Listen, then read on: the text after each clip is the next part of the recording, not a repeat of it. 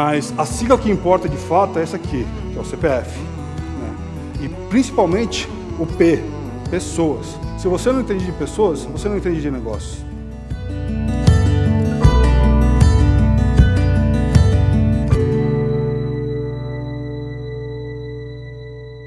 Antes de mais nada, eu gostaria de pedir, antes de começar, 1 minuto de silêncio para as mais de 161.170 pessoas que perderam suas vidas durante o período da pandemia. Vou colocar aqui.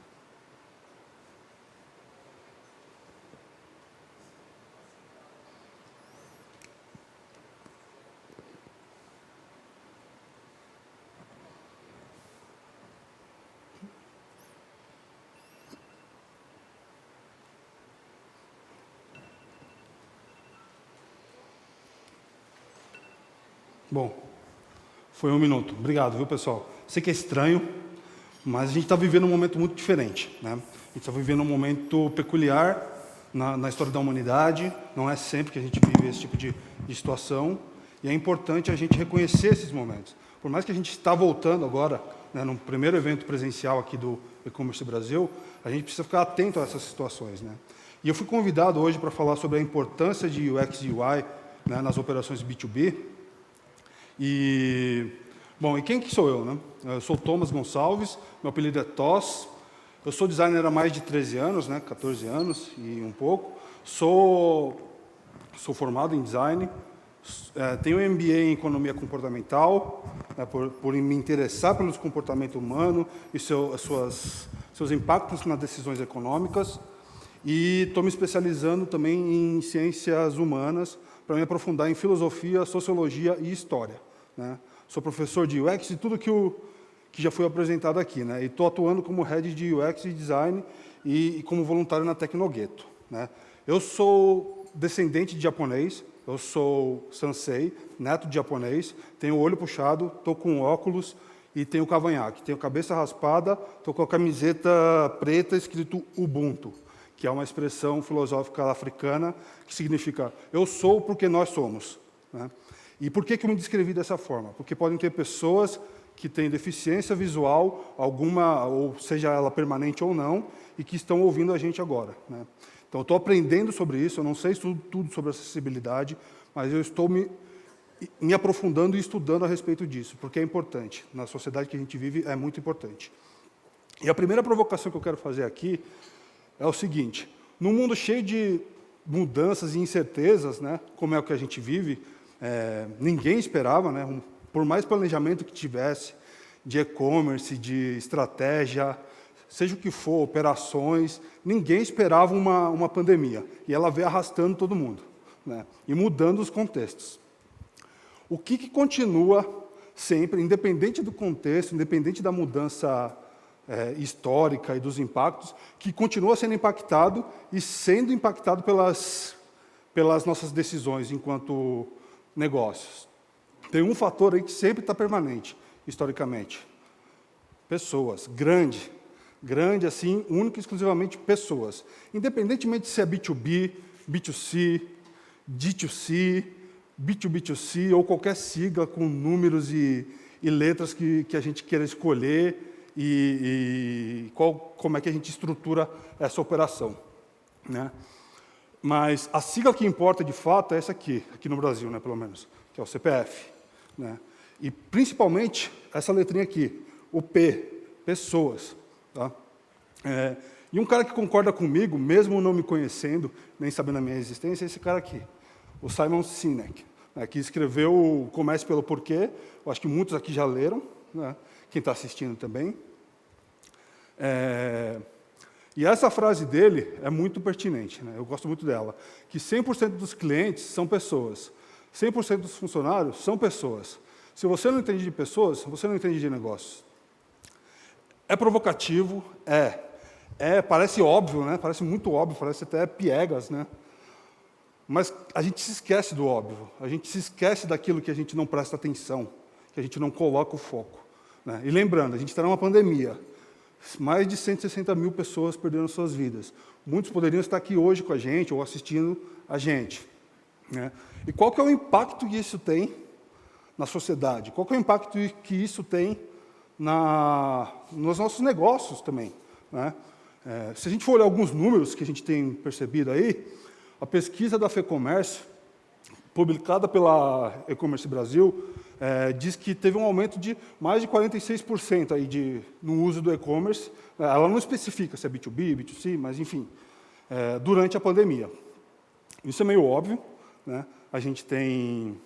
Muitos negócios foram migrados ou digitalizados, né? Não foi uma transformação digital, foi uma digitalização, é diferente. Bom, e um outro número que é interessante da Gartner, pesquisa da Gartner, é que 80% das interações comerciais entre empresas, ou seja, B2B, né, serão digitais até 2025. Né? E o que esses números nos dizem? A gente pode fazer leituras diferentes, né? Porque números dizem o que a gente quer entender. Eles não dizem a verdade, eles dizem o que a gente quer entender deles. A gente pode interpretar de maneira diferente. O que esse número está nos dizendo é o seguinte, que pode ser uma leitura possível, que existe uma mudança comportamental aí em relação ao consumo, aos perfis de consumo, ao contexto de consumo. E se a gente está falando de consumo, a gente precisa se aprofundar um pouco mais, e não só olhar para números de consumo e resultados e KPIs e etc. Eu gosto muito de citar o Bauman, né, um filósofo e sociólogo polonês, muito conhecido pela sua obra do mundo líquido, do amor líquido, mas essa outra obra dele é muito interessante também, recomendo a leitura, que é A Vida para o Consumo, onde ele fala a respeito do consumo ser uma condição inerente à nossa existência, né? Permanente, irremovível e histórica, né? Para a nossa sobrevivência biológica. E que nós compartilhamos com os outros organismos, vivos ou artificiais, que a gente constrói. Né? A gente consome e está sendo consumido constantemente. E a provocação que ele faz, ele se aprofunda um pouco mais ainda, é que o consumo tomou o lugar da moral na sociedade que a gente vive, que é a sociedade do consumo. Né? E no mundo líquido, o novo cidadão, ele é um consumidor. A gente fala, por exemplo, de experiência do consumidor. A gente não fala nem da pessoa, nem do usuário direito. A gente fala de experiência do consumidor. A gente percebe a nossa identidade a partir do consumo. Né? Então, a gente começa a construir até a ideia de igualdade e de acesso a partir desse direito ao acesso, de direito ao consumo. Tudo isso permeia todas as nossas decisões de negócio também, gente. Porque isso está alterando completamente as experiências que são construídas. Né? E como essas experiências são construídas e percebidas? Através de algumas camadas. Existe a primeira camada, que é a camada mais ampla, que é a camada humana, que é quando os nossos comportamentos de consumo e de interação social são relacionados aos estágios da vida. Quando a gente é um bebê, quando a gente é uma criança, quando a gente é adolescente e assim por diante. Adulto, idoso e etc. Aí existe uma segunda camada, que é a camada de consumidor, aí sim de consumidor, que quando os nossos comportamentos são para atender necessidades e desejos. Então a gente está falando de dois verbos aqui, de precisar e de desejar, e de querer. Né? Então todas as decisões vão ser tomadas nesse âmbito aí. Tem uma terceira camada, que é a camada de cliente, que é quando os comportamentos se dão através da relação que se estabelece com a marca, e assim, portanto, muitas vezes, consumidor e cliente emergem ao mesmo tempo, surgem ao mesmo tempo, porém, nem sempre isso é uma regra, porque eu posso consumir sem saber a marca que está me produzindo aquilo. Eu não sei a marca que está produzindo, sei lá, esse tapete. Eu estou consumindo ele, estou usando ele agora. Né? E tem a última camada ali, menos ampla, mas não menos importante, que é a camada de usuário, que é quando a gente fala de comportamentos na utilização e interação com os nossos produtos, serviços ou qualquer outro elemento que a gente está entregando para essa experiência acontecer. Então, são essas as camadas das experiências. Então, quando a gente fala de camada de experiência, a gente está falando de UX, a gente está falando de UI, a gente está falando de CX, a gente está falando de EX, né, Employee Experience também, e a gente não pode se esquecer sempre do CPF, do P, das pessoas. Por quê? O P aqui no UX e UI, ele se configura como user, usuário. Né? O P no CX, ele se configura como consumidor. Então, ele está naquela camada ali. No EX, é como empregado, funcionário. Empregado funcionário está muito relacionado à camada humana. Né? Por quê? Porque tem muito a ver com as nossas decisões de carreira. Né? Então, assim, é muito importante a gente pensar em experiência do empregado também. Porque isso tem muito a ver com o mais básico, que a gente fala muito, mas a gente faz pouco, que é a respeito de propósito. Quando a gente fala de propósito, a gente está falando dessa camada, a camada humana. E... Só um minuto. Além disso, a gente tem também os atributos da experiência, para projetar essa experiência. E são 3 níveis. O primeiro nível é o nível básico. É o nível que foi citado aqui hoje por alguns palestrantes, acho que foi o Felipe que citou até, sobre confiança, né? De ser confiável e útil. Isso é o básico. A gente está querendo surpreender sendo confiável, mas é o básico. Se não for confiável e útil, a gente não está entregando uma mínima experiência para atender essa necessidade de forma satisfatória, de fato. Para a gente dar um segundo passo e a gente se aprofundar um pouco mais, a gente fala de conveniência. Ou seja, tem que ser fácil de usar e tem que ser adequado. E adequação, a gente fala de acessibilidade, fácil de usar, a gente fala de usabilidade. Então, quando fala de terceiridade, de ser difícil dela pedir ajuda lá, o exemplo que ele deu, né, de pedir ajuda, passou o cartão de crédito e tudo, porque é difícil. Pode não ser difícil para a gente, mas é difícil para essa pessoa. Então, como é que a gente entende isso? Em um terceiro nível, é o nível de diferenciação, que é quando a gente começa a falar de ser agradável e significativo. Aqui a gente fala de relevância, né, de construir significado. Está muito conectado com o que a gente costuma chamar de propósito. Né? A gente costuma dizer sobre propósito e etc. Mas são esses os atributos que a gente está trabalhando. E o que isso tem a ver com UX e UI? Porque UX e UI tem a ver com design. Né? Eles são sempre acompanhados da palavra design. A gente se esquece, a gente gosta de reduzir. Né? Nosso cérebro é programado para economizar energia. Né? Pela natureza, ele já é programado dessa forma. Então, a gente vai economizar, a gente vai olhar só para a sigla que vem antes. Mas é sobre design, que é uma disciplina que está aí há anos sendo construída, sendo estudada, e que durante muito tempo ela foi subjugada como algo só para deixar as coisas mais bonitinhas. Mas não é isso, nunca foi. E o design, historicamente, ele se relacionou com a interação humano-computador, com o advento da tecnologia, né? Conforme a internet e as tecnologias foram avançando, o design se relacionou com a interação humano-computador, e esse senhorzinho aqui, o Donald Norman, né? Ele que cunhou o termo UX. Né? Ele que teve o primeiro cartão de visita, né? Na época se usava muito isso. Né? Hoje em dia, não sei se a gente costuma usar, eu não vi ninguém entregando cartão aqui hoje, por exemplo. E estava lá, arquiteto de experiência do usuário, porque ele arquitetava, ou seja, ele fazia o design, né, dessa experiência. E para ele, recentemente ele deu uma palestra, um vídeo dele falando a respeito de... Perguntaram para ele, mas hoje em dia o UX é muito relacionado a aplicativo, né, a parte digital. E ele ficou bravo, porque essa foi a deturpação do UX, o conceito que ele criou, né? Porque para ele é a forma que a gente experiencia o mundo, experiencia a vida, experiencia as relações que a gente constrói com serviços, produtos, sistemas de computadores, ou seja, é todo esse sistema que está em volta, né? E, erroneamente, a gente tende a acreditar que UX e UI e a experiência, a camada da experiência, está só na plataforma, né? A gente chama muito de plataforma omnichannel, super channel, super app. A gente adora esses nomes que parecem cool, né? Super descolados, né?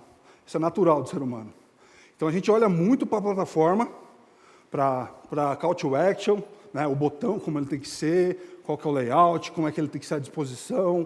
A gente olha para conteúdo, inbound marketing, outbound marketing, e assim por diante. A gente fala de leads, de custo por aquisição. Tem muitas métricas, né, que eu posso ficar falando aqui, só no nível da plataforma. Mas a provocação é, e como está a separação dos seus produtos? Como ela é feita? Você dá a mesma atenção para ela? Você dá a mesma atenção para a logística, seja ela direta ou indireta? Você está pensando nessa experiência de ponta a ponta? Ou não? Você só olha para a plataforma quando você fala de experiência? Ou você está pensando também na experiência de espera? Depois que ele vendeu, depois que você vendeu, você se preocupa ainda com esse seu cliente? Você acompanha esse momento da espera? Ou não? Como que é a embalagem que chega para ele? Você terceiriza essa logística que vem embalado todo de um papel pardo e chega na casa dele? Seja bens de consumo, sejam industriais. Chega na empresa dele, chega por um caminhão que não tem nem identificação. Como é que é essa entrega, esse momento, né? Momento final da experiência da compra? Como é que é o atendimento? Como é que é o pós-venda, né? Você continua pensando nessa experiência de continuidade, de construção de relação, né? A publicidade, ela vem de um discurso alinhado com a experiência que você entrega?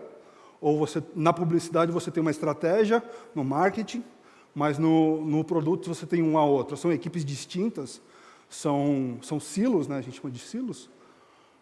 Como é que é esse time? A composição do time também, né? O Zampa falou da composição do time, né? Vem trazendo essa parte agile, né? E tudo isso foi construído justamente para a gente aproximar todo mundo e não silar todo mundo, né? E como é que é a experiência de quem faz tudo isso acontecer, né? Do empregado que está lá? Também é pensado no telemarketing, né? Isso também é pensado. Então, é preciso a gente fazer mais perguntas e ter menos certeza de que a gente está indo num caminho certo ou errado, né? A gente se questionar mais durante os nossos processos de trabalho. E porque a ignorância, ela não é só a falta de conhecimento, ela também se apresenta numa ilusão do conhecimento. Essa é uma filosofia tibetana que eu tive o prazer de praticar durante um tempo da minha vida, que vem do século IV a.C. Então não é uma coisa nova, né? E por que tudo isso é importante?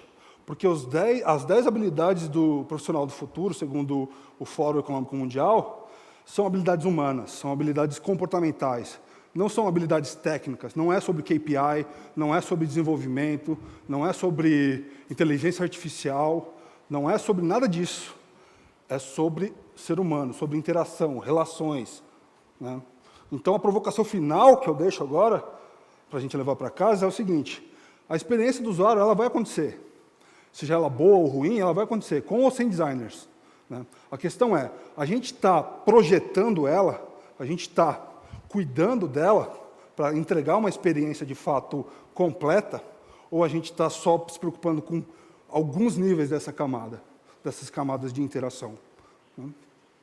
Então, e ainda assim vai ter gente que vai dizer, eu não preciso conhecer as pessoas, eu já sei do meu negócio, já sei dos usuários, tá tudo certo, não preciso fazer pesquisa com o usuário, não preciso de experiência do usuário. E coisas desse tipo vão continuar acontecendo, né? Que é você vai lá, investe, vamos dizer que o seu projeto, o seu produto sua estratégia é o escorregador, né? E você investe, os seus usuários estão aí, ó, fazendo esse tipo de interação, né? Por quê? Porque para eles não tem valor, de verdade. Não importa o quanto você investiu, não importa a publicidade que você fez, que ela é bonita e etc. Se não entregar valor, se não resolver o problema, se não tiver uma percepção daquilo que foi a experiência durante o todo, e não só o pontual. É isso, gente. Aqui estão meus contatos. Você pode colocar TOS, que vocês vão me achar em qualquer rede social. E eu queria agradecer aí o espaço, o Eric pelo convite, a Vivi, a todos que estão presentes e em segurança, com máscaras, quem está em casa, e também ao meu pai que veio aqui hoje. Obrigado, pai. E é isso, gente. Parabéns. Parabéns, Tos. Muito bom. Valeu. Que legal, cara. Obrigado aí pelas suas contribuições. A gente tá com o Eric está ali ansioso ali, ó, sentadão, mas ansioso para te fazer algumas perguntas. Oi. Fala, Tos. Excelente, como sempre. Parabenizar aí pela apresentação. E um ponto muito legal que você falou foi, normalmente a gente acha que o contato com o cliente, agora eu vou parar de falar cliente, falar pessoas, né, depois dessa aula, contato com as pessoas numa compra, a gente acha que vai até o botão comprar, né? O cara clicou no botão comprar, fechou o pedido, né? E nessa situação, quando a gente coloca a indústria em pauta, a gente tem operações tanto diretas, né, da indústria indireta, e como indiretas. Queria que você passasse um pouquinho como que a indústria deve se preocupar e trabalhar para ter esse trabalho todo da jornada até a entrega final ali. O que ela precisa fazer? Obrigado, Eric, pela pergunta. Excelente. Uma coisa que foi citada aqui é sobre mapeamento de jornada, né, e personas. Isso são ferramentas, tá, gente? Isso não é um método receita de bolo. Mas são boas ferramentas, né, de UX e de experiência do usuário que a gente pode utilizar como ferramenta para entender o contexto, né? Independente se é indústria, se é varejo, seja o que for, como a provocação que eu trouxe aqui foi justamente sobre pessoas, né? Então, sempre vai ter pessoas atrás de qualquer modelo de negócio, né? Então, a gente pode usar essas ferramentas para entender o contexto daquelas pessoas e, a partir disso, a gente construir hipóteses de solução. E por que hipóteses de solução? Porque pode dar errado. Mesmo pesquisando, mesmo investigando, pode dar errado, né? Porque você tem contextos externos, variáveis externas que você não controla, né? E pode dar errado. E essa é a mentalidade ágil, essa é a mentalidade de mudança de paradigma que a gente vive, até geracional, e isso é difícil, causa um choque mesmo, porque muda a cultura, muda como a gente pensa projeto para pensar produto, né? Para pensar uma experiência contínua, né? Uma experiência que não acaba. Eu não vou entregar esse projeto no final do ano e acabou. Não, eu vou ter que continuar pensando ele ano após ano, entendeu? Não é mais um projeto, né?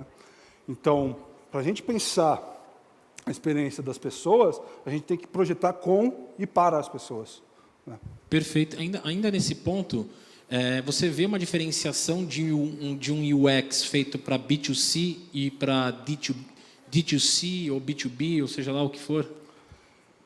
As variáveis geralmente são muito relacionadas à escala, né, à natureza do negócio, né, que são coisas que estão no contexto. Então, durante o processo investigativo que você fizer ali, né, de experiência do usuário, quando você estiver fazendo essa parte de entendimento, né, então você vai pegar essas variáveis que são pertinentes ao universo do que você está estudando ali, e a partir daí você vai gerar hipóteses de solução.